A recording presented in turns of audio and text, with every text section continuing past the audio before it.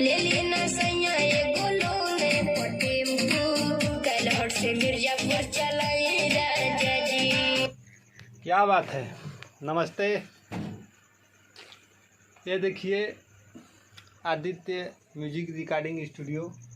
एक बार पहले घूम के दिखा देते हैं। यही है छोटा सा मिल्की पर बंगला देवरिया। एक शानदार वीडियो एडिट कर रहे हैं। कल आपको सुबह देखने को मिलेगा। लगभग थोड़ा सा टाइम लगेगा 5 बजे तक, तो थोड़ा सा वेट करिए। बाबा राम बाबू बाबा जो कि 11 बज रहा है, थोड़ा साथ हैं। आइए दिखाते हैं थोड़ा सा आपको और वीडियो देखिए। कल तक का वेट करिए, उसके बाद पूरा वीडियो मिलेगा देखने को।